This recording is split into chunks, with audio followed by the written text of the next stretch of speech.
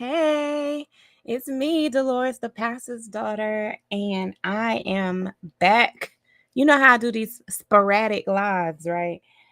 I wanted to just come on and talk to you guys about this live that I saw.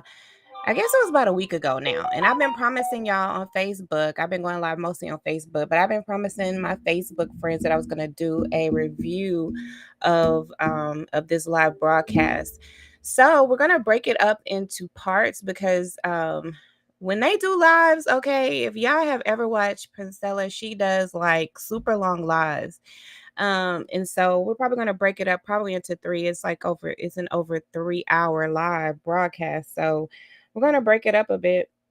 But I've been watching her for probably a good couple months, and for the most part, I've been binge watching her. Y'all know, like when you find like a YouTuber that like the message is resonating with you, and you're like all interested in it. It's like you just kind of binge watch. So that's what I've been doing. Hold on, y'all. Let me do a little sound check. Can y'all hear me all right?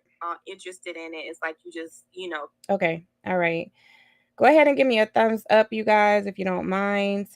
But anyway, so like I was saying, now when you like discover a content creator, YouTuber, whatever, then you just start binge watching their stuff, right? So like that's exactly what I've been doing is binge watching her content.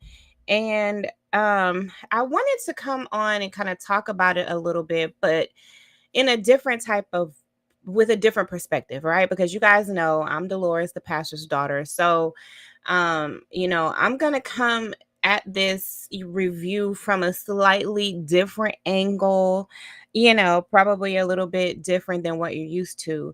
Now, what she talks about mostly is relationships between men and women.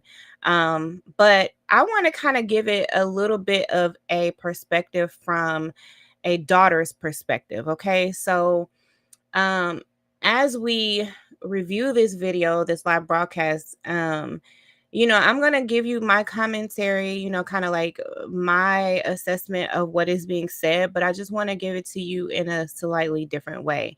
Before we get into that, though, you guys, I want to share with you this new book that I have completed. It's called The Religious Narcissist Decoded. It's a step-by-step guide to discerning and the tactics and impact of religious narcissism. And so, if you guys have been following my story for any amount of time, then you know that I am the daughter of a narcissistic pastor. And so, I wrote a memoir released over a year ago, about a year and a half ago, called The Pastor's Daughter Provoked. And that is where I talk about my experience growing up as a daughter of a narcissistic pastor, the spiritual abuse that I endure and that I witnessed growing up, as a praise and worship leader, youth minister, and all of that stuff in my parents' church. Now, I was a double PK, right? So both of my parents were pastors. And the way I like to describe it is like my mom was like the angel and my father was like the demon in disguise. And I know that sounds terrible, right? But I mean, that was the reality of the situation, right? So, I got to see like both sides of ministry from someone who was really compassionate and someone who cared about the people, someone who had empathy and real love for the people that she served. That was my mother. And then I saw, the wolf in sheep's clothing. I saw the manipulator, the one who used God, used the Bible, twisted scriptures to manipulate, to control, to get what he wanted, to, be self-serving. So I have, that kind of like that dynamic that I witnessed growing up. And so that's what I talk about in my memoir. So, y'all go and get it. Okay. Go get it. It's on Amazon. Also, you can purchase from me. Um, I am going through a bit of a rebranding process right now. So, um, I'm not at a point right now, like in this particular, like in this little, like transition period where you can go to my website and get my books. But um, You can still get them from Amazon, and if you obviously know me personally, then or live around me, then you can get them from me, or you can get in my inbox and send me some information, and I will mail it to you, mail you a signed copy of it. Um, but right now my website is not, it's going, I'm going through a rebranding process, so my website is not functional at this very moment, but it will be functional this week. Okay. So probably like give me to the end of the week to get myself together. Okay. Because I'm going through a transition period right now.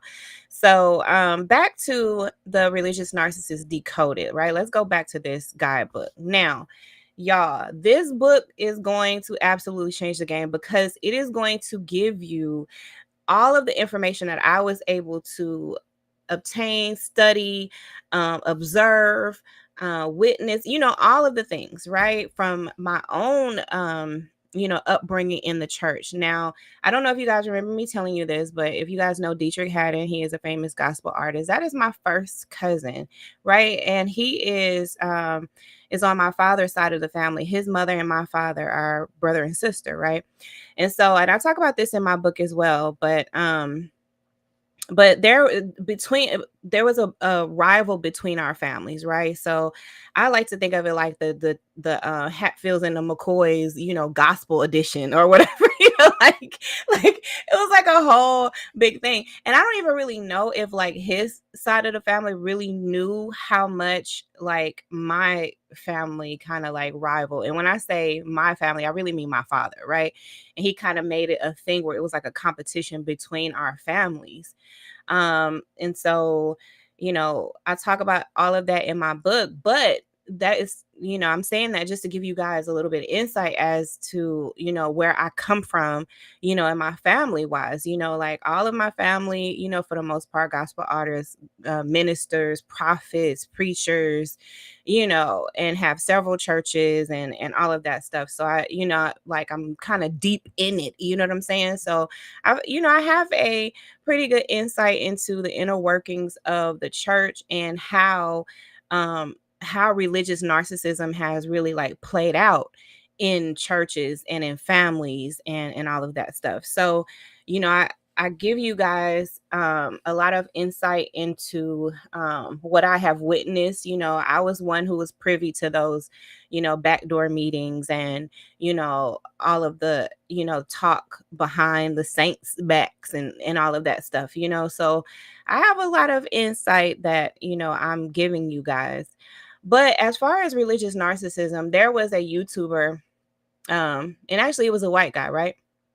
He said that he believes that 90% of pastors are narcissistic and abusive, right? Of course, like that was like when I discovered that it was early on in my process of just trying to figure out who my father was, like once you, and I think we've all gone through this journey if we have realized that we've come in contact with a narcissist or we know a narcissist or whatever, is we go down this whole rabbit hole of just trying to figure out like who is this person, what is this person like, what are they doing, give me all the information that you could possibly give me, right? So we go down this rabbit hole of searching, right? Well, because my father was a pastor, I went down this whole rabbit hole of trying to figure out the religious piece of things, right? So like, okay, what is going on with him, as far as like, with religion, so how does this narcissism play out, in church, and what's the impact on the saints, and what's the impact on, families when they grow up with religious narcissism and all of that stuff, right? So I discovered this guy. He said, look, I believe that 90% of pastors are narcissistic and abusive. Child, when I tell y'all, like that kind of took me aback. And then I started to think about it like, you know what? I think he's right. I really think he's right about this assessment. That percentage sounds about right from what I have observed. And now that I'm like educating myself on exactly what this is, I'm seeing it. I'm seeing it everywhere. It's like it's a thing. It's really a thing. And so I started just kind of observing my surroundings even more. And so I'm at a point where I believe that it's more than just pastors, right? I think that for one, the Black community is plagued with narcissism. That's what I really truly believe. And so I'm willing to, put it out that I believe that 90% of Black men are religious narcissists. And I believe that that is because our community, meaning the Black community, is a highly religious group of people. And so when you have someone who is showing the narcissistic traits, the entitlement, the grandiosity, all the things, um, usually it comes off in a religious like undertone or overtone, or there's religious or religiosity in it, right? Because um that's how they can impact those around them. Now, a narcissist is gonna find their way in, right? And so, if you're talking about like, okay, in the white community, you have white people who interact with white people mostly, right? And in the Black community, you have Black people who interact with Black people mostly. Like that's the way it goes. So when you say that there is a religious narcissist within your community, who are they? Who are they manipulating? Who are they exploiting? Who are they taking advantage of? It's going to be the people that surround them, right? So if from my observation being a Black woman, I have come to believe that 90% of Black men are religious narcissists. And so I don't talk about it in the sense of race. In my book, in the guidebook that is coming out next month, right? It's available for pre-order on Amazon Kindle. So you could pre-order the digital copy, and but it'll be out on the 2nd of August, right? But I believe that a fallacy of ours is to think that only that religious narcissists only exist in a church. And I think that we are doing ourselves a huge disservice, and we are like pulling the wool over our own eyes to believe that it's the only person that you really need to look at is the person behind the pulpit, or the person in the pulpit, or the person that's on the deacon board, or or whatever, the prophet or whatever. I think that we need to realize that with the age of like, with media and all of that stuff, that a lot of these narcissists have gone out there. They've already left the church. Okay. They realize that, look, I can impact more people, and do more do more of my dirt, outside of the church walls, right? And so a lot of them have gone to social media. A lot of them have their own channels. These are like the gurus and the hoteps and the Israelites and the this and the that, and they'll call themselves anything. They'll come up with their own religions. They'll they'll do all the things, right? Because that is the way that they can reach the people that they want to manipulate, control, exploit, whatever they want to do. Okay. And so I'm trying to shed light on this whole thing of religious narcissism, um coming from my own perspective of being the daughter of a narcissistic pastor, but also realizing that as soon as we all left the church, my father took to social media. He realized, hey, well, I'm losing the people that I had control of inside of these walls, right? But I can have a bigger impact, right? I can reach people that aren't even in my geographic location. I can reach people overseas, and people up north and in the west and in the east, and all the places, and still be able to do what I want to do, still be able to control and manipulate and exploit and use and abuse and do all the things that my narcissistic self wants to do without having the restrictions of the four walls of a church. Okay. So it's important that we raise awareness about religious narcissism, because it's everywhere. It's absolutely everywhere. And so what the reason why I wanted to to bring this particular content creator, Princella, to my channel, and just kind of like talk about the things that she has talked about, is because I have noticed a parallel between what she says in her commentary about males, right?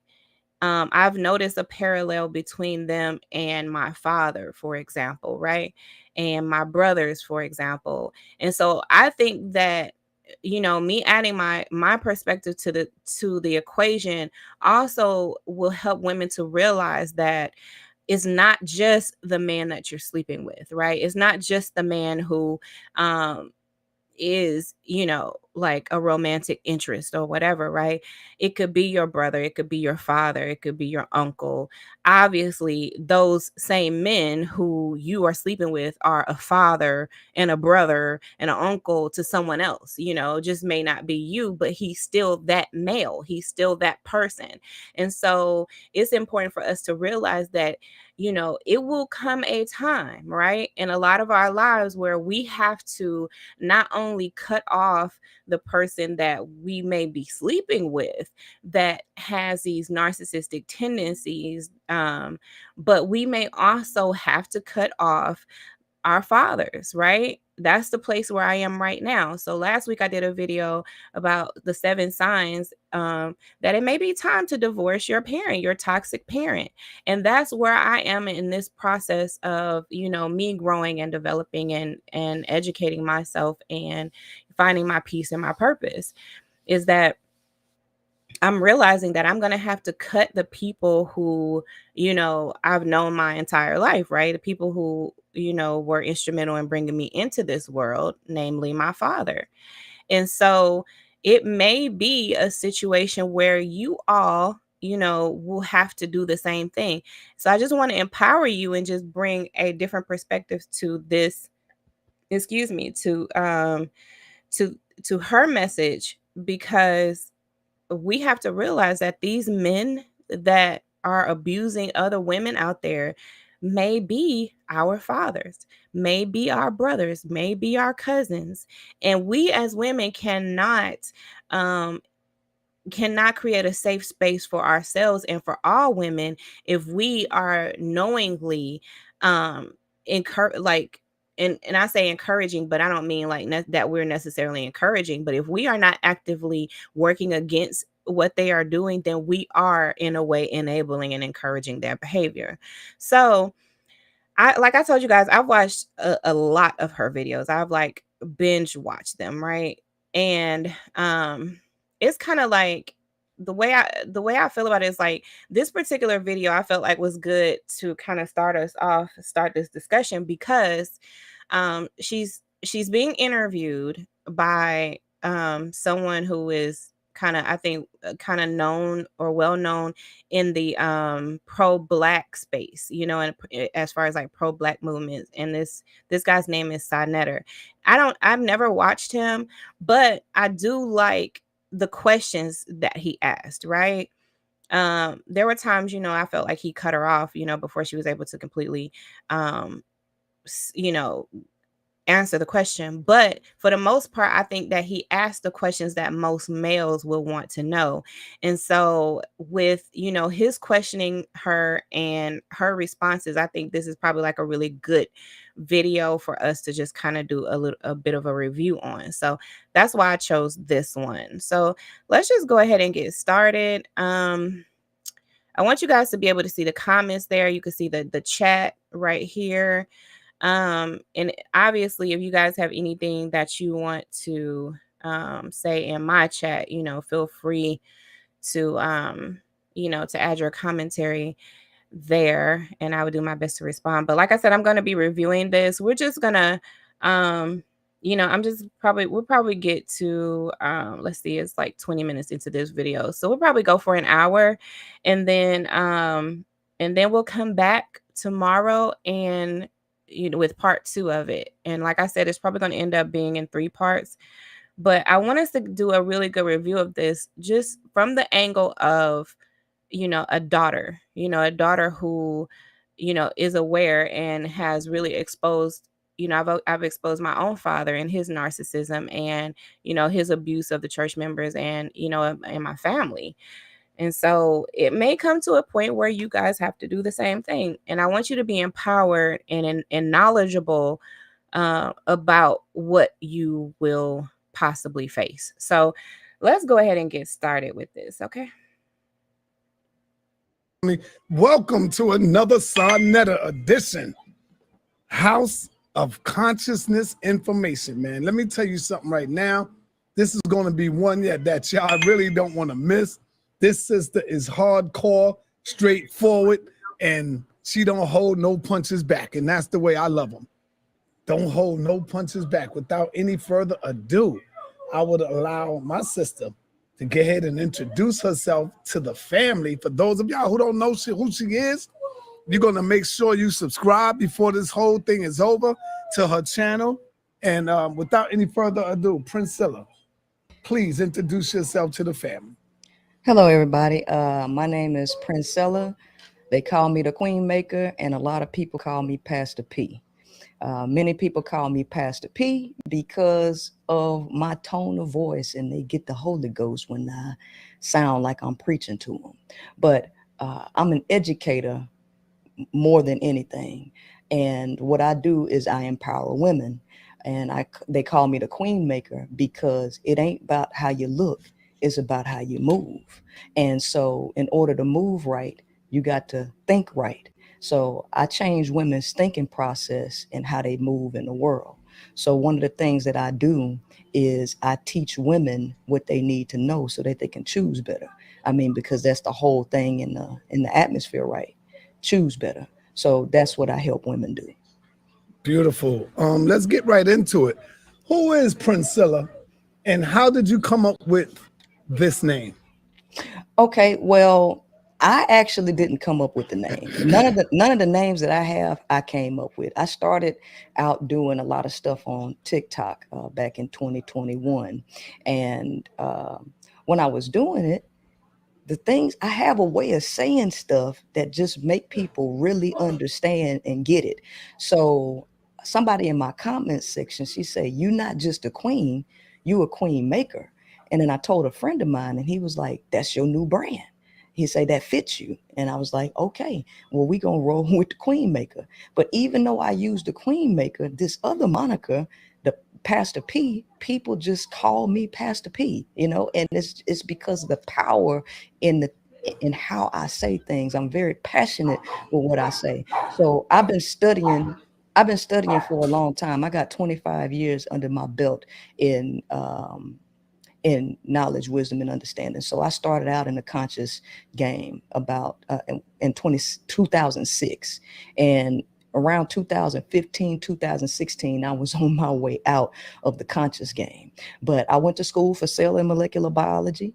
I got my commission in the Army as an officer in logistics. I was top salesman in the car industry, cell phone industry, and the marketing industry. Also certified as a project manager. And I've been in the music industry. I've done a lot of different things. And I've taken all of the information that I've acquired over 25 years with my personal experience with men and life, and I've combined it in a way that produces a very, very clear picture for women to see in order for them to change their behavior. And the reason why it's so important is because a nation can rise no higher than its woman. So you have to focus on women changing their behavior because the men are not going to do it.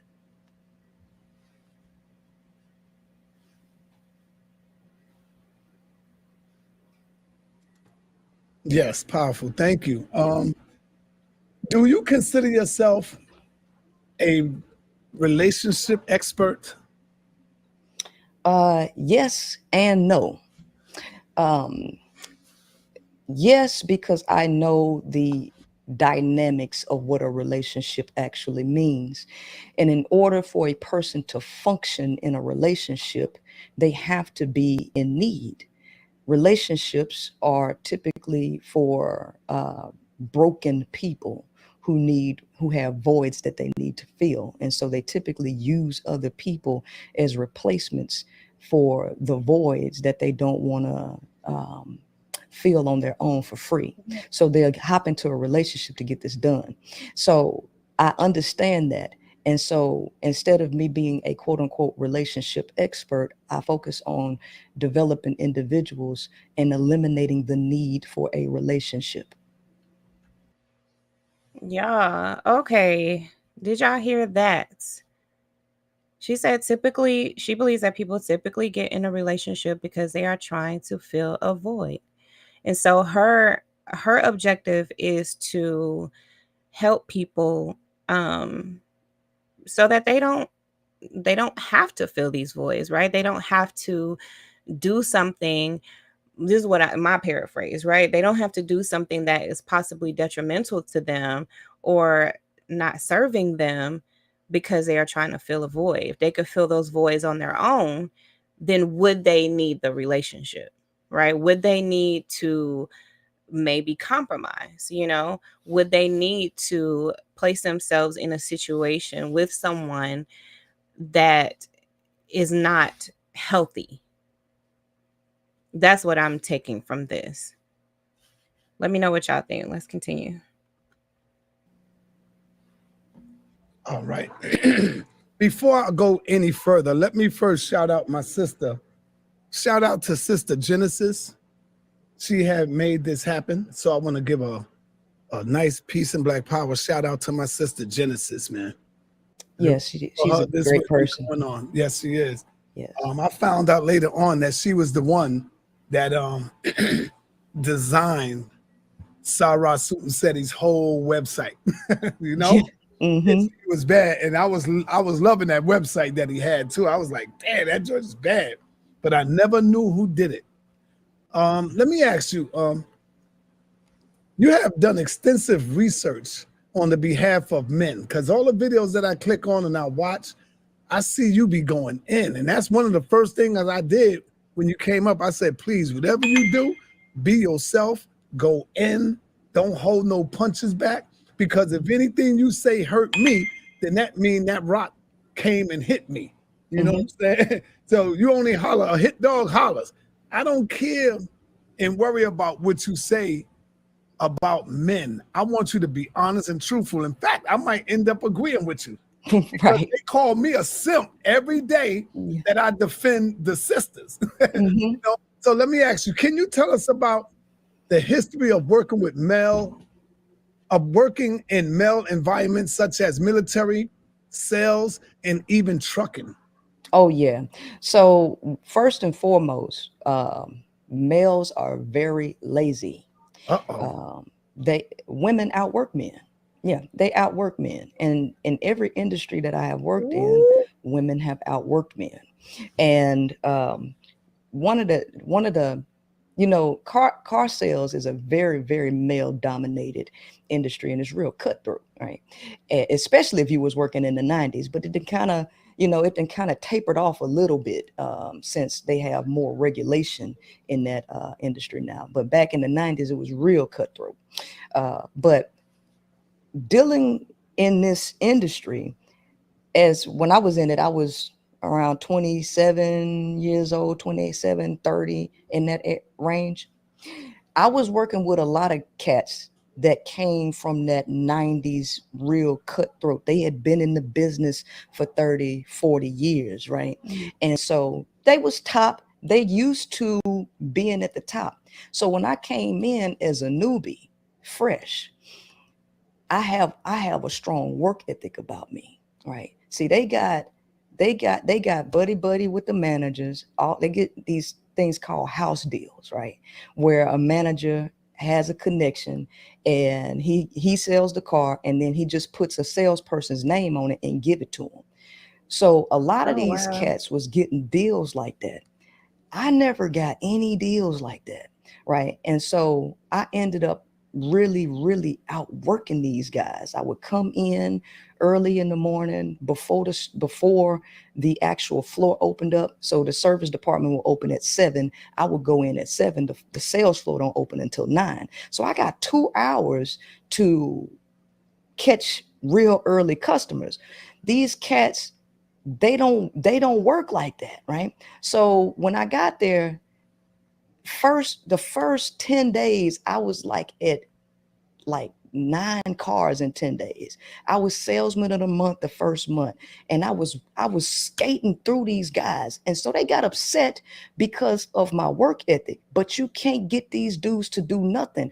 All they do is talk about sex all day. And because I have this quote unquote masculine energy about myself, men tend to accept me as one of them, even if I don't identify it. I'm just this cool chick that they feel real comfortable around. So I'm this one little young chick working around a bunch of dudes, right? My manager, right? Cock Diesel, White Cat, right? And we got a whole floor of salespeople. They all see me the same way. So one day, we in a circle. It's about 12 of us. I'm the only chick there, right? In this circle. Manager gets to popping off about how his wife leave the house and how he be having sex with her niece, right? And they all talk about how they be screwing over their women. I be watching them cheat at work. One of my coworkers would leave early. Now they would get mad at me, but they would leave early in the day to go have sex with chicks on Backpage, right? This one Backpage was still up. And this dude would leave every day around 5 or 6 o'clock, right? Talking about and come back and tell me like I'm one of the guys and show me the pictures of who he's sleeping with, even though his wife was one of the top executives at Verizon at the time, right? It didn't take too much long after that before he got caught up in the prostitution ring. So a lot of these dudes, I'm watching them, how they handle women. I'm watching them cheat on their wives. I had one salesperson come, he would always talk about his wife, show me his wife, but then he would also come back and tell me how he was screwing the receptionist. And they would sneak off, be in one of these brand new cars, right? Getting busy and stuff. And I would sit there and watch this. I watched my first sergeant get demoted, right? He got demoted for messing with a private. So I have seen men, I have interacted with men for so long that there's nothing that they can pull over my eyes. There's no wool. I have 25 years worth of experience with them in a multitude of capacities, not only dealing with them in relationships, dealing with them as my mentors, dealing with them as co-workers, dealing with them in the studio. Everywhere they're the same mentality. I see. This is one thing that I really identify with her on, is because this is how I grew up, like the same thing that she's saying. This is how I grew up. I have 4 brothers, and of course my father, my mom used to always work a lot, and she was going to school for, most of my childhood. And so, I was always around men, like always, so there's like a certain comfort level that I have. And so, excuse me, hold on. Ooh, excuse me, y'all. There's a certain comfort level that I have around men, but there's also a certain comfort level that men have around me. And so it was like the basically how she's talking about it is the same way it was for me. I would hear like those conversations that they would have. My brothers used to use my poetry so that they could like woo girls, so that they could give them to girls and impress girls. But it was my poetry, it was stuff that I wrote. Um and then, I would overhear my father talking about, sexual things. I even wrote this in my book. My father, I even heard him talk about one of the members of the church, and she didn't have any teeth. She didn't have front teeth. And so he was talking about how she, could possibly, and I don't even know if he was saying it like from experience, that she had actually done anything to him or he had done anything with her. But he was talking about how she could give good oral because she didn't have front teeth. And so like I would hear like them joke around and stuff like that. um and of course, I was in the military as well. I was an officer in the military. And and so I was always around, all of the male officers, the senior enlisteds, and I would see, a lot of things, and I would hear a lot of things. And I was one of those officers that they didn't, a lot of people didn't mind, even enlisted didn't mind like telling me stuff, and just talking to me. And so, and of course, I would just listen and just observe, like sometimes, the best thing to do is just listen and observe and just, take in what you're hearing and what you're seeing and observing and just file it away, just file it away of, you really just kind of like learning people, you observing people, learning people, analyzing people, and you just file it away as, okay, let me just keep this information, so that I'm a smarter individual in how I, interact with people. But let's continue.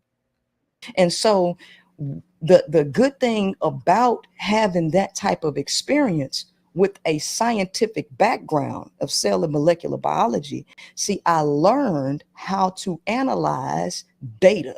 I learned how to objectively see things and come to rational conclusions by deductive analysis, deductive reasoning. I like that. I like the fact that she comes from a science background. So when she talks about, what she observes, she talks about it in a scientific way, right? So she points out, the like the statistical things as far as like biology and nature and stuff like that, person's nature. Now, you guys know, you may not know, but I have two master's degrees. I have a master's degree in public administration and business and a master's degree in clinical mental health counseling. I'm a nationally certified counselor in retirement status due to my health issues.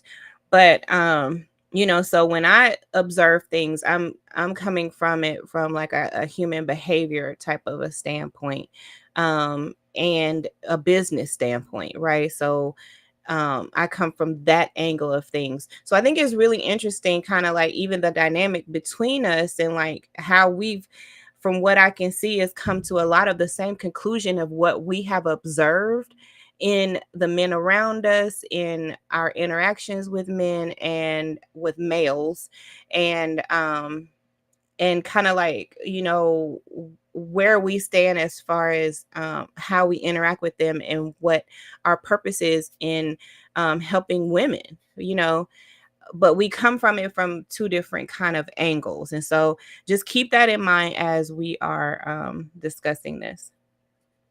Right. And so understanding the order that you analyze human behavior, I just realized that there is a nature about men that women have been purposefully kept out of. Because if women were told the truth about men, a lot of women's decision making would be drastically different. Yeah.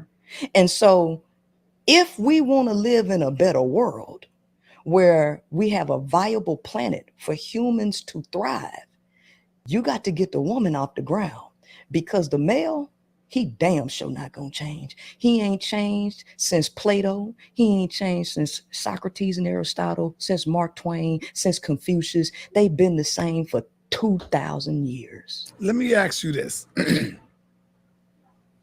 Are you saying Now, how do y'all feel about the, that the what she's saying, the statement that she made is basically men have not changed, right? They haven't changed. And I think what we are seeing is, her statement is valid, because what we are seeing in kind of like the dating world right now is, like I have my ear to to the street, right? Even though I'm a married woman, been married for nearly 7 years now.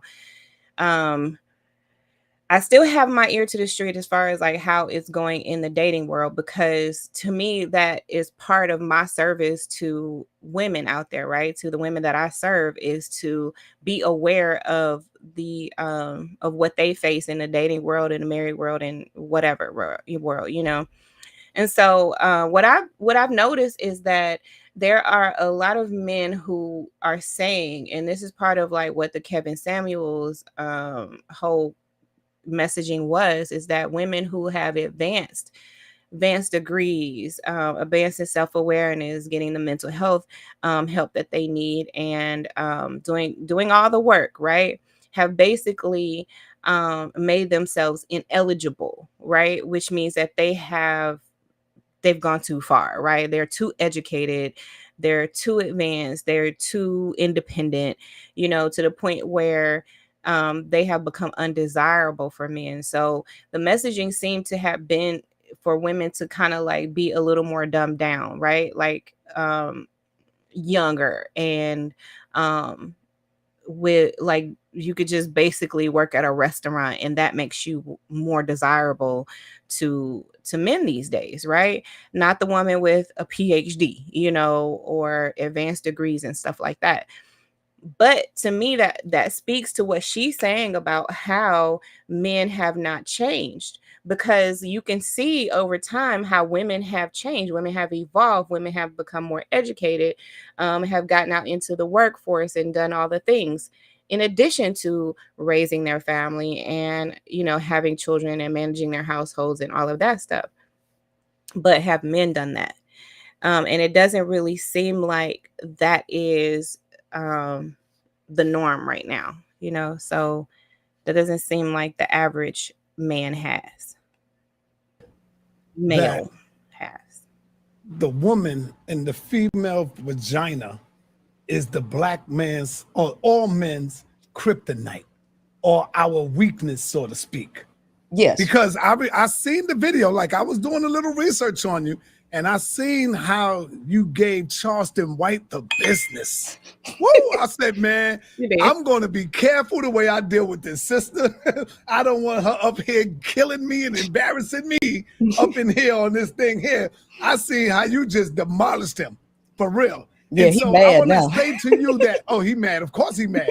So I want to say to you that, because all men, the first thing I seen when you talked about Charleston White, because he talked about how he think he can just go up in any women. That's all women is made for. But that's not what all brothers think. That's not how all brothers feel, sister. Do you feel it's like you blame all men for just a couple of men that was bad in your life? You know? Well, let me ask you this question, because Go I ahead. did just tell you that I have a scientific background. Yes, you So did. with Okay, a girl, break it scientific down, background, do sis. you honestly think that I come from a position like that? No, I don't. Okay. All right. So let's get on a scientific, mathematical point of view. You have what is called the normal distribution curve, which has been proven to be true for centuries.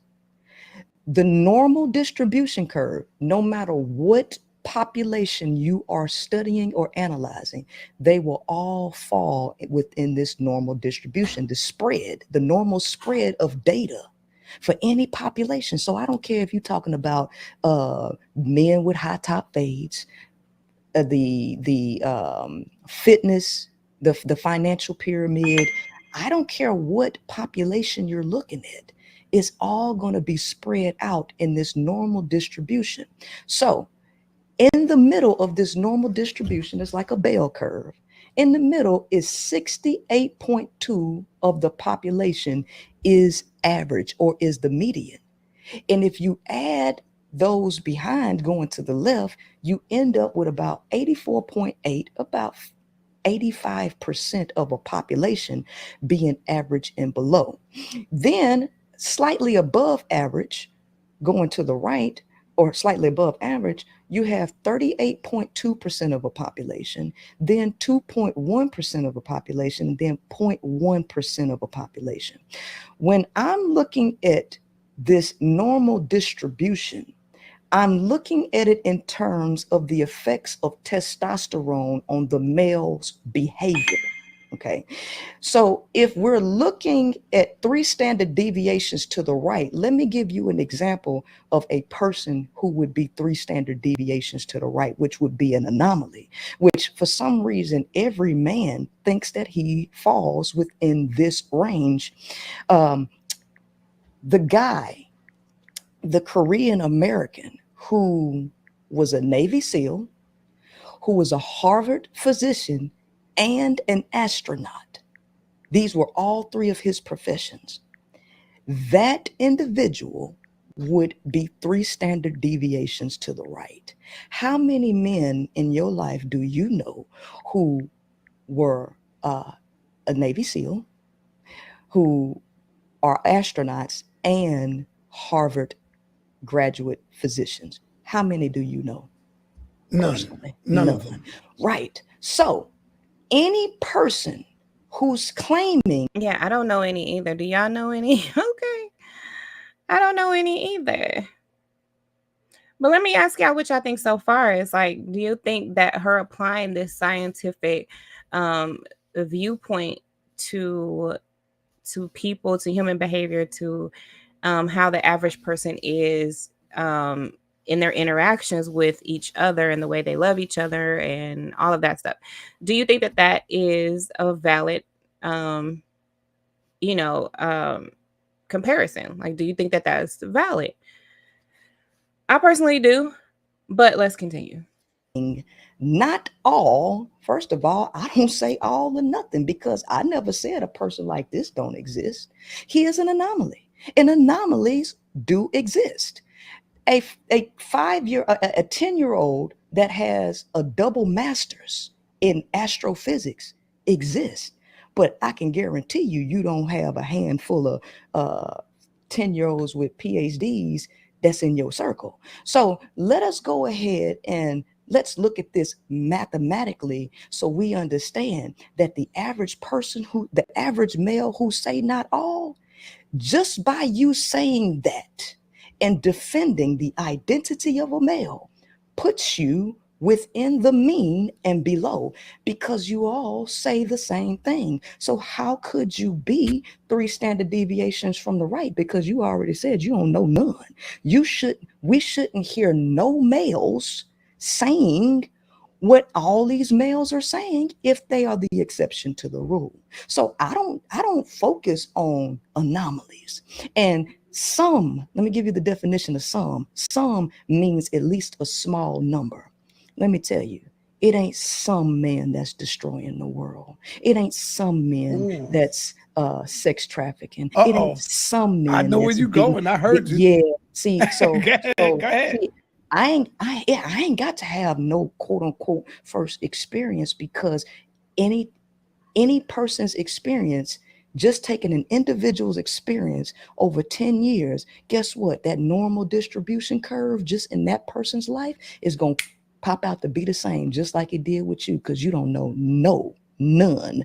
0.1% of any population is far an anomaly. And just in your experience alone, you proved that to be true by not knowing any men who carry a Navy SEAL background, a physician, and an astronaut.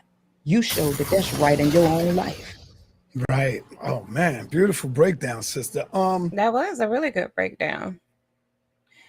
And as you know, and it seems to be, that's her tendency, is she really breaks it down. She doesn't talk fast, and making things like complicated. I mean, I think that, the average person should be the average person, okay?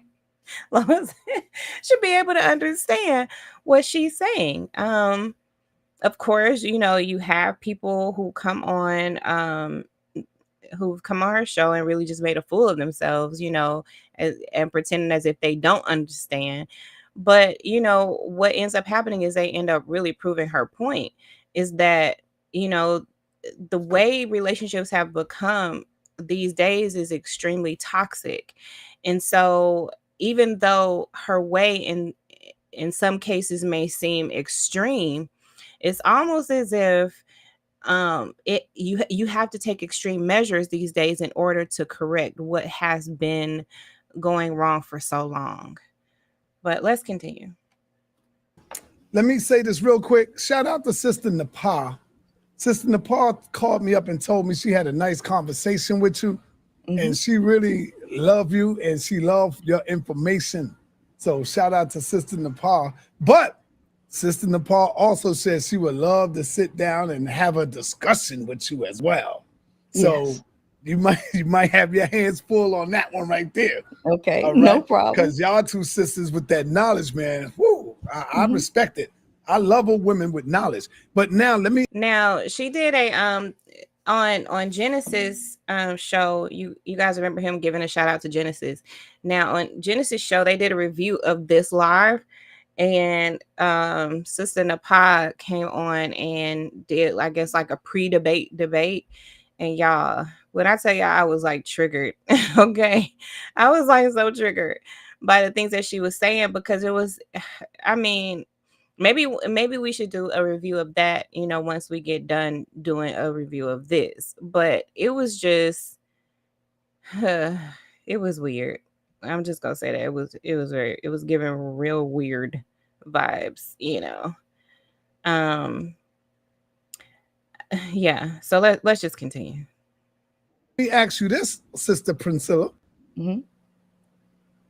Are you a feminist? Because the way you speak, some men might say, oh, she don't care about the black man. She's a feminist. She don't care about us. She's always going in on us. Every time I see her, I know you heard these things too. Mm-hmm. I've heard that I'm a feminist. I heard that I'm a misogynist. I done heard everything. I done heard everything under the sun. Here's the thing. Another person's perception of you is their reality. It ain't my reality, right? So people perceive others through the lenses of their own beliefs and their own experiences. So the average person is a two-dimensional thinker. He has no ability to comprehend the dimensional analysis or perspectives that I come from. He can only see in black and white. How could I expect a person who can only see it in black and white to understand the color spectrum? Right? Mm-hmm. So any person that wants to box me, it's because they think in 2D, up, down, right, wrong, left, and right. There's no in between. There's no spectrum. And see, that's really kind of how narcissism is, how narcissists are. It's like things are black and white with them, and so what she's kind of describing is a bit of like this narcissistic viewpoint of life. They're gonna take things to the extreme of their viewpoint, oh, she hates men, who her, and all of this stuff, that just isn't really relevant to the underlying message. So it's like the underlying message is one thing, but to someone who wants to skew the viewpoint, they'll take it to these extremes. Let's continue.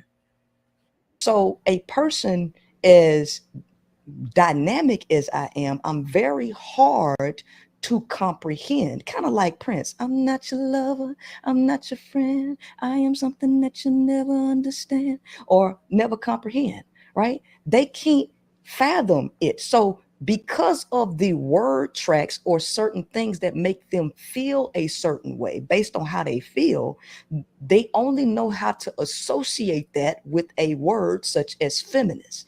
If you keep listening, the more their feelings get hurt, the next thing or the next feeling that they will associate with, or the next name that they will associate with that feeling that they have inside of their body is misandrous. So it doesn't matter what I say I am, they're going to perceive me how they want to perceive me. And for me, it ain't my job to change their mind, because my audience is not men. A nation can rise no higher than its woman. Galileo said, you can't teach a man anything. You can only help him find it within himself. Jordan Peterson out here saying that 85% of men are disagreeable. You can't teach nobody anything. You can't teach these guys anything. So however they think about me, that's on them. Regardless of how they think, it's not going to actually define who I am and what I actually speak for. So if they think I'm a feminist, in their mind, I'm a feminist. If they think I'm a misandrous, in their mind, I'm a misandrous. And I'm not trying to change their mind. I love it, man. Oh, man, I love it. You're going in right now. Mm-hmm. We ain't even really get started. What were your early struggles with men and their behaviors that sparked your research, that made you want to go in and really dig up some research? What was it? Well, first and foremost, we have to understand that life is a schoolhouse. the school of hard knocks. Mm. Life, you cannot become a master. You cannot become wise without experience. And so we think that education comes through books, but in reality, education comes through your life experiences, that the person who pays attention will master, and they'll turn that knowledge into wisdom, right? So it's not what made me really start looking. It's See, if you notice, like I've just been kind of like keeping a little bit of an eye on the chat here, but see, like, you see how this person says she must got hurt, and then there was another one that says she's just another Black woman who lost in the game of love. It's just that simple. That's exactly what. Oh, uh-oh. Sorry, you guys. Hold on. I think that's exactly, the point that she's making is that, there are going to be people that, will just take it as, one way or the other, black or white, but never really understanding that there are, that the underlying message is the underlying message. And the way that these people will skew it or try to, um like basically like change her, not really change her message, but just invalidate or belittle it, is to say, well, she must have got hurt, or she just hates men, or and it's just like, but are you listening to the underlying message? And if you listen to the underlying message, or the message itself is not even really underlying message, but if you are listening to the message and really taking it in and trying to understand it, then it makes sense. But like I said, a lot of the males that are commenting on what she's saying, they're really just validating what she's saying, and I don't think that they realize that. it's the experiences in life that have made me think, to self-reflect and analyze, because I know that there is a meaning to life.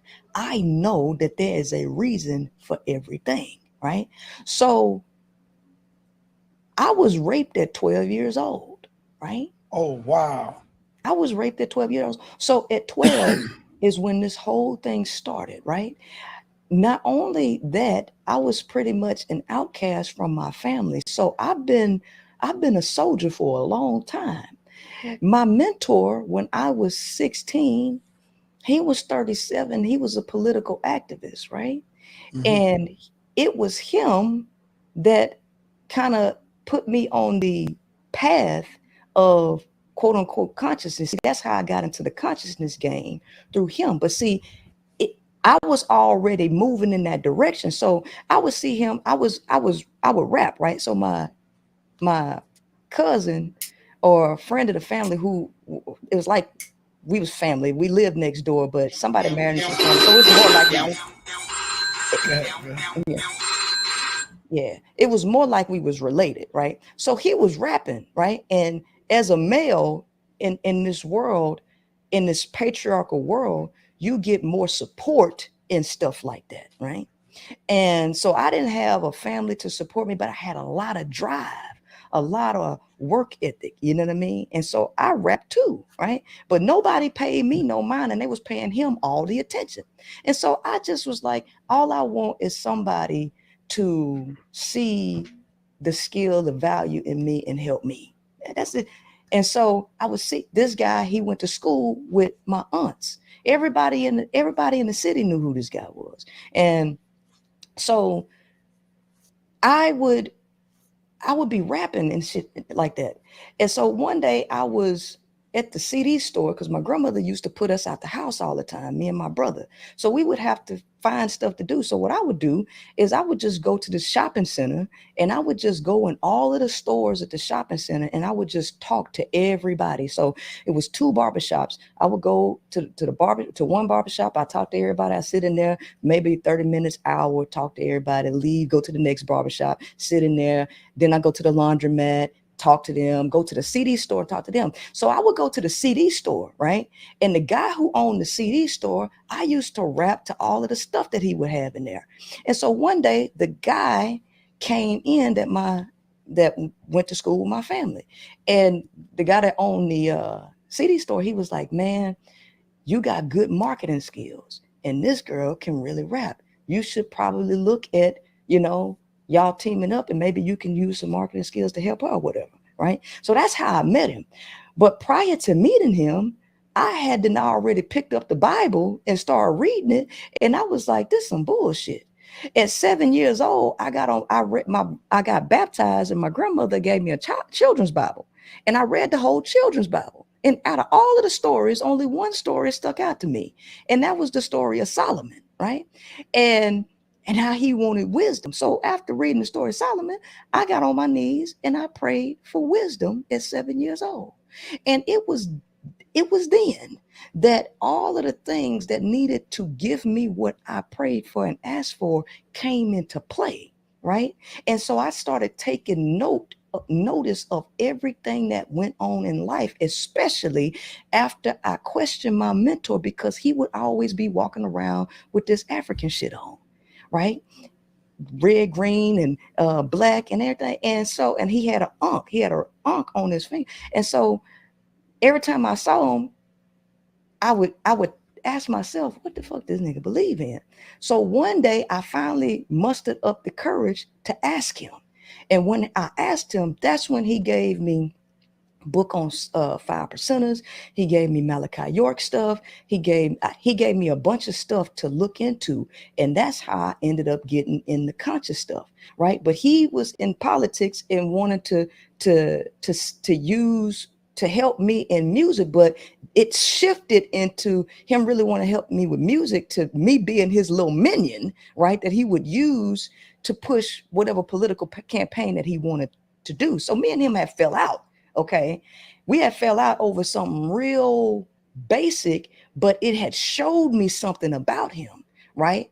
So what it was that one day I got a seatbelt ticket, right? I got a seatbelt ticket and I'm real young. Ain't nobody ever taught me nothing, right? So we were supposed to put a company together where we was going to be 50-50 partners, 51-49, right? Split. But he always wanted to be the CFO, right? He wanted to be the CFO.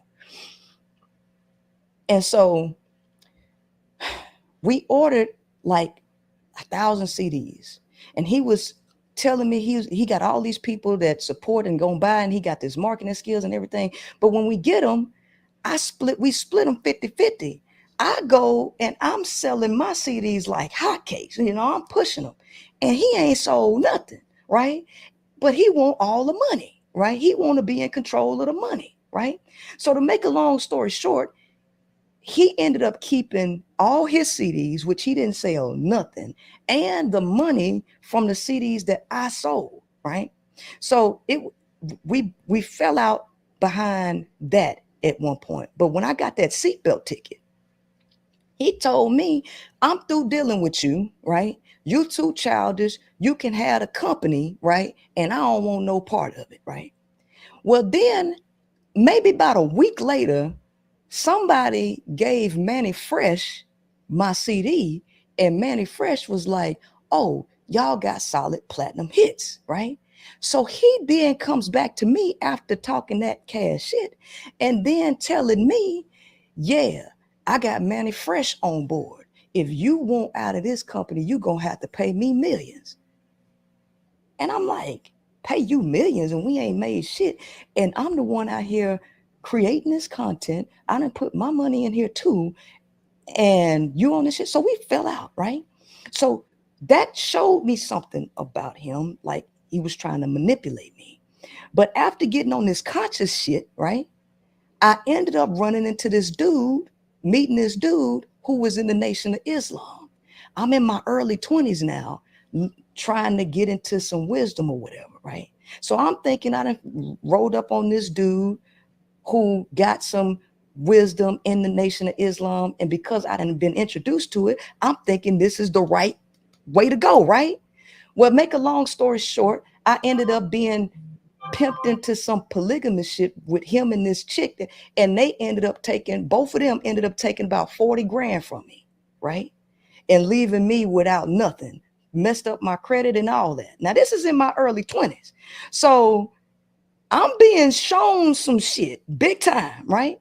So I go back and I end up analyzing this stuff, right? So then I'm like, because I'm a business person. So after I get out of that, I move forward and then I start working with this other dude to do some charity stuff. He wants me to go into partnership with him to do the charity shit. So I'm doing all the work, right? And I put the business plan together and everything. This dude starts getting jealous of me because it's like, he'll say something, I'll do something, and he see what I'm doing, and he'll be like, you think you smarter than me. You think you smarter than me. I'm like, what the fuck you talking about? What the fuck you talking about? I've been doing this too for a minute, and so he's getting jealous of me.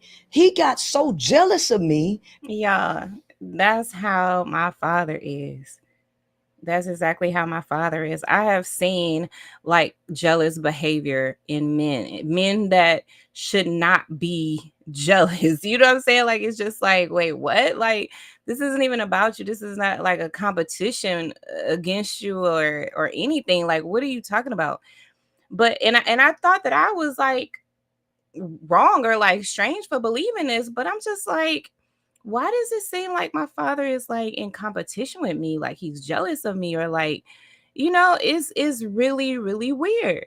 But so I mean, I'm relating to what she's saying, like I have been in situations where it seems like, you know men are just trying to use you and trying to exploit you. And the crazy part is that I experienced a lot of this coming from my very own father, who is a pastor, So it's like that just threw me for like a double and triple loop. It's just like, wait a minute.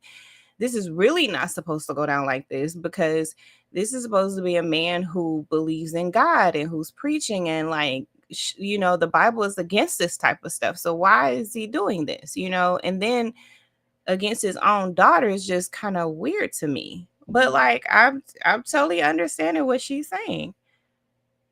But I think the part of it that is interesting to me is because like what she's saying, I've experienced, but from my father.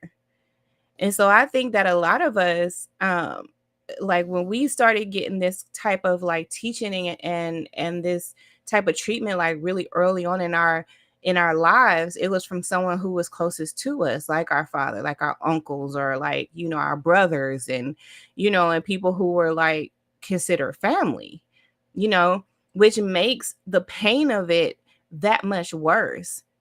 You know what I'm saying? So like, I'm feeling what she's saying, you guys. That one day he thought it was just justified to start arguing with me. So I cut the argument off, and he rages up, breaks in the room that I closed the door on and locked the door, and proceeds to put his hands on me because he's upset.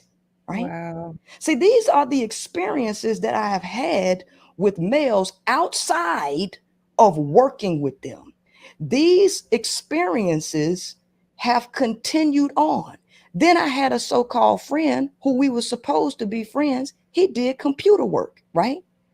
This dude set me up to take $2,000 from me and a computer, but you're supposed to be my friend, right? So these are consistent experiences that I'm having with males. One of my coworkers I was supposed to be, I was semi-dating at the time when I was selling cars. He was 58, right? And no, he was 55 at the time, and I was 28. He comes to me and tells me, hey, Princella, that my accounts are frozen and I need to borrow $500 so I can get to my next until I get to my next paycheck because my accounts are frozen. So I give him the $500. And I then have to chase him for my money, because what did he do? He went and told everybody at the dealership that he pimped me out of $1,500 and took my $500 and spent it on another chick, right? So he's spreading lies about me at the dealership, running games. So all of this shit, right? All of this shit that I have experienced with men back to back to back. All these dudes trying to take something from me. All these dudes trying to set me up for something. I'm watching these dudes, how they do other women. And after the last guy I ended up dealing with was a millionaire. And this sucker was envious of me, and I work for you, right? You're envious of me and you in competition with me, you're sabotaging your own company just to try to fuck with me. That was the straw that broke the camel's back. And prior to that, just before that, I had a friend who was supposed to be my friend try to set me up for a few $1,000s. And all of these dudes call themselves trying to do business with me. And multiple were in this pro-black shit, right? They was in this pro-black shit. And so after all of these experiences, to continue to do the same thing, expecting a different result, that's the definition of insanity. Something must be wrong here. And then paying attention for years, starting in 2015, 2016, I noticed something about the pro-black community. I say, this some bullshit. Pro-black don't mean black people. That don't mean pro-black. Pro-black mean pro-black man.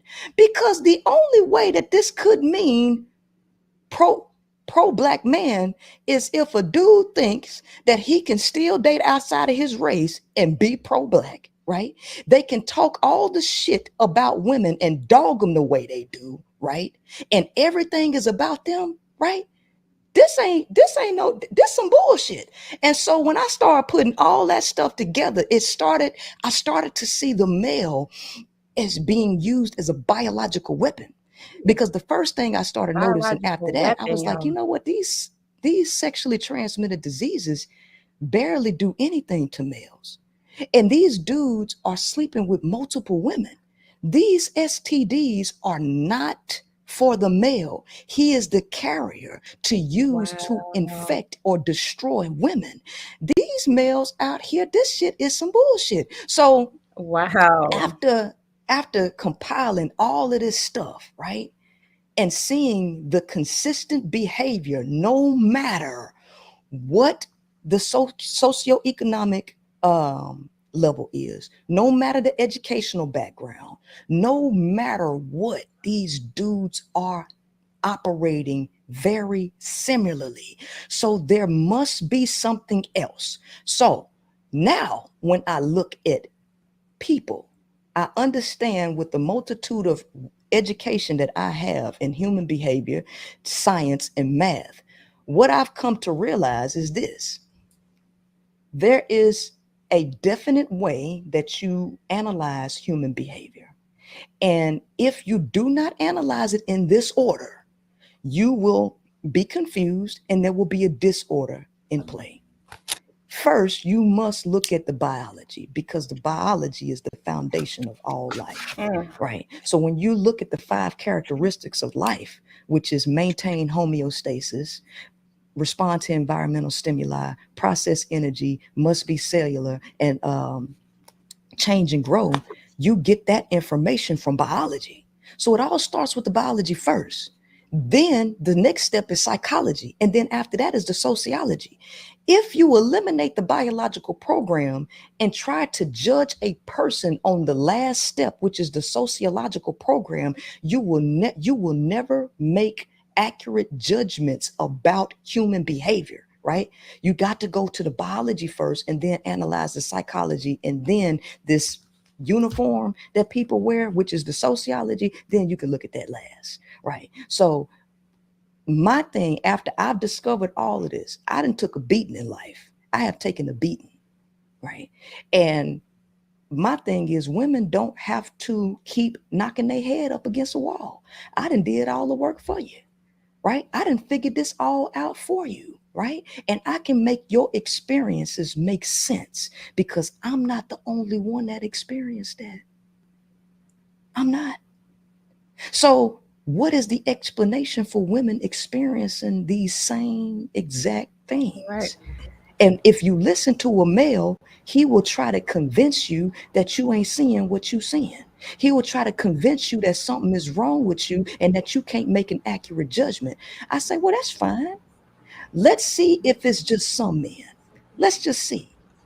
And see, this is what I've been telling you guys, right? Just based on what she just said right then, right?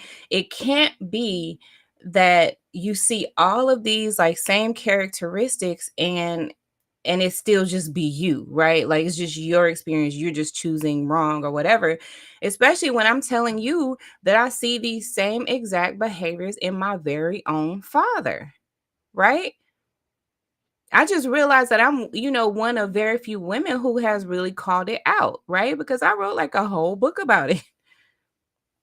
You see what I'm saying? Like I wrote a whole book about it because and then the thing is that I put in my book the whole conversation that I had with my father. And this is when I was leaving the church, and I was leaving the church because my father's abuse of the members and his own family members.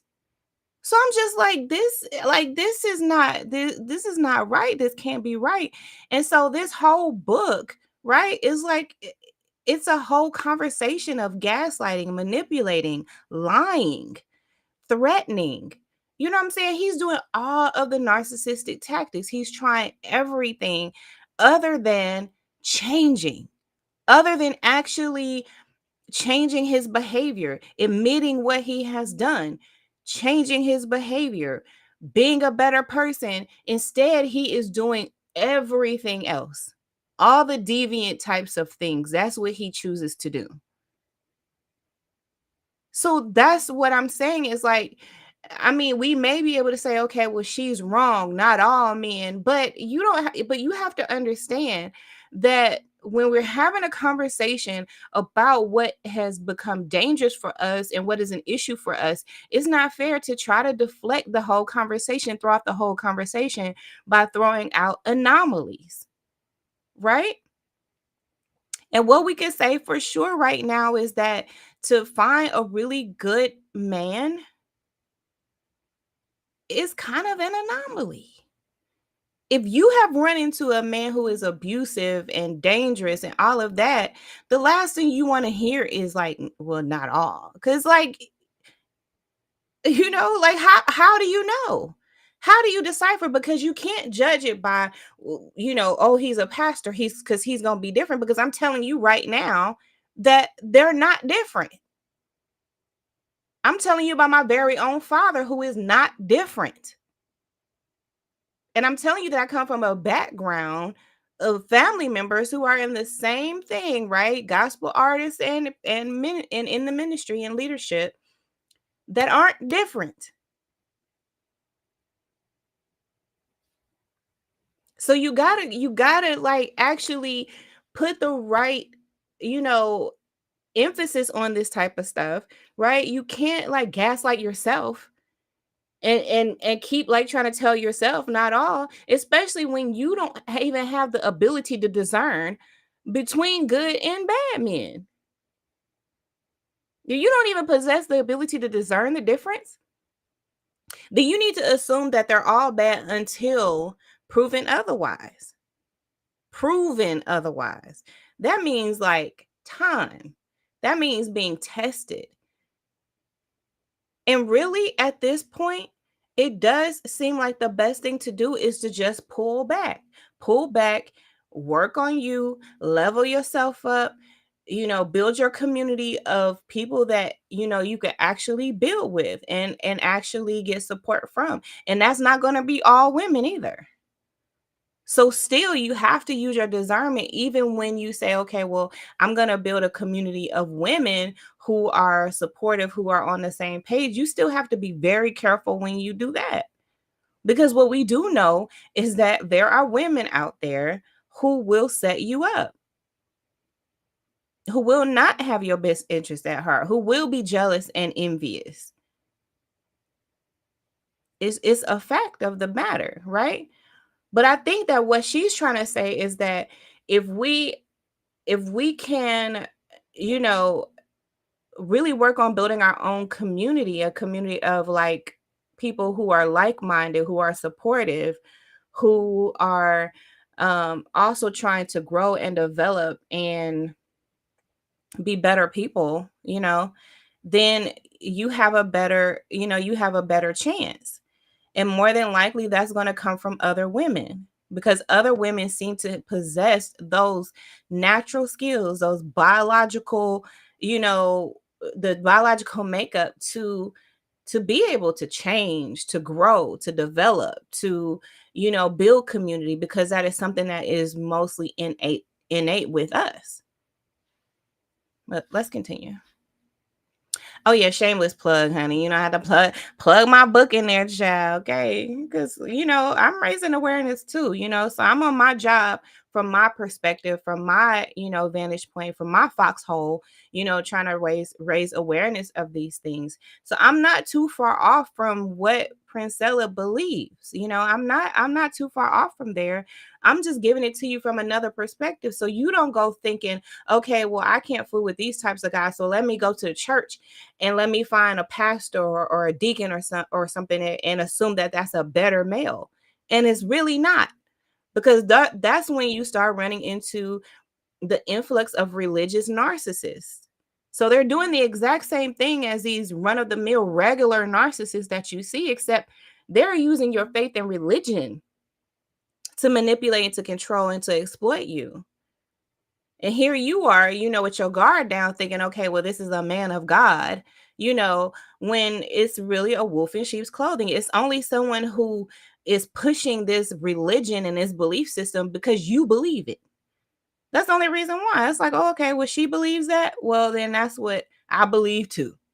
We all believe, child, for the sake of getting what they want from you. Let us continue. Because my numbers are shooting up there real fast. It shouldn't be that many women that would relate to what I'm saying. Exactly. So if I'm saying some bullshit and I'm just hurting, it's just the men I chose and I just know, then you shouldn't have nothing to worry about, because my numbers should be relatively low. Well, okay. You see what I'm saying? And the fact of the matter is, there are women that come on her show every single time that she goes live and tells their story. They say, well, you have saved me. You really opened my eyes. I was, being abused, and, I was near death, and, this man almost killed me, and all of this other stuff that women are saying. So it's not even fair to just be like, oh, well, she was just hurt. Oh, well, she just picked a bad one. When all of these women are picking bad, if all of these women are picking bad, then that means that there's a whole lot of bad out there. That's the pickings. And if that's the pickings, that's a problem. Let's continue. Already know, that's what a lot of brothers will say is about who you choose, is your energy that you attract. So I'm quite sure you heard all of that before. Of course. I'm just sorry that you had to go through this at such a young, early age. And of course, you being molested, that could have triggered, and I think that triggered a lot of, you may say, no, that's not hatred, but I say a little hatred for the man. You might say, no, it's not hatred. You can. Here's the thing: y'all can say what you want, but I don't move. I don't move on hate. You can say what you want, but here's the thing: the true hatred comes from the male himself. Because here's the thing: we see the world through the lenses that we see ourselves. So here's the thing: the male has to lie to women. He has to lie. Why? Why do you think he had to lie? Because his nature does not permit him to tell the truth. Because if he just walked up to women and showed them who he was, the aggressive, dismissive, arrogant asshole that he is, the abusive person that he is, he know ain't none of them women gonna fuck with him. He knows that if he ain't got no money, these bitches ain't gonna fuck with him. So guess what? He got to lie. He know he got to lie. So at the outset, The male is trying to figure out what uniform to wear to get a response that he wants, or a favorable response from the woman. Exactly, which is why some of them will wear the preacher hat. Some of them will wear the pastor hat. Some of them will wear, any type of hat that'll get them the result that they want. It's like we are seeing this in real time. And the fact that a lot of us have seen this does not validate the whole, well, you just pick wrong or not all. It just doesn't validate that. What validates that is saying, well, there's a lot out there, and you have to assume that when a man approaches you, that man wants something from you, that he could be very narcissistic, he could be abusive, and you need to move with caution. You need to move with your safety being your foremost concern, and not be quick to let your guard down, not be quick to believe what they say, not be quick to do any of those things. It's just a fact of the matter. So this is why the man will go up and ask a woman what you like in a man. Why you trying to gauge what she likes so you can get the information to pretend to be just that? Why you can't just show who you are and let her judge based on who you are? Are y'all feeling that? Are y'all feeling that statement right there? And for some reason, like, a lot of stuff she says was like already how I believed and how I moved, but I didn't even realize like that, that's what kept like protected me in a lot of ways. It's like when people would be asking me like what I'm looking for in a guy, I would just be like, just show me who you are. You know what I'm saying? We'll, you know what I'm saying? That I'll judge from there. Like if it's you that I like or not, it was just like a bit of like how I moved. And it's not even how I was taught, right? Because I grew up with 4 brothers and a father, and they did not. Yeah. You would be really, really surprised, okay? You would be surprised. You would think that they gave me all the game, that they taught me everything, that they protected me and all of that stuff. But that is just not what happened, okay? It's just not. If anything, I protected them. That's just not how it went down. And I noticed a lot of things that were problematic in males just from growing up in that dynamic. I was the only girl. And so I, was always around my brothers and my father. And it was like I just saw so much. I saw so much, y'all. So much. To where it's like none of it surprises me, and I just learned how to move in my own world, where I could be safe and I could protect myself, because I didn't depend on any of them ever to protect me or to teach me anything to do with men, period. They just didn't. They just taught me by observing their behavior, by observing their natural male behavior. That's how I learned. But not because they actually sat me down and gave me the game. They can't do that. Now, they can't men do can it. say the same thing. Well, here's the thing. They can. Because, hold up, because women also lie, don't they? Yeah, women, they do. I would say women lie just as much as a male lie.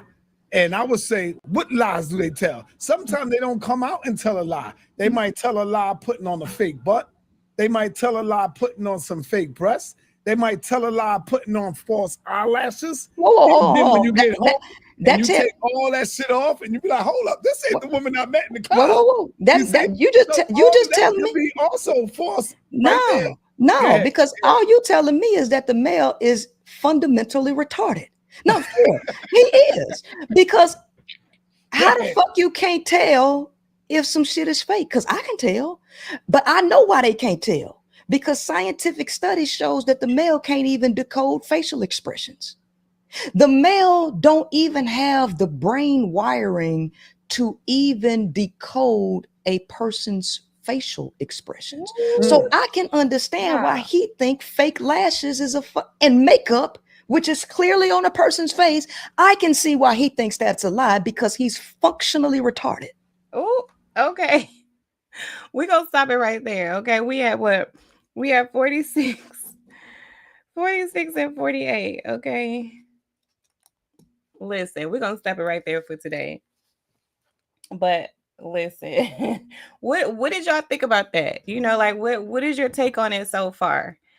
Um eh, she says she's saying a lot.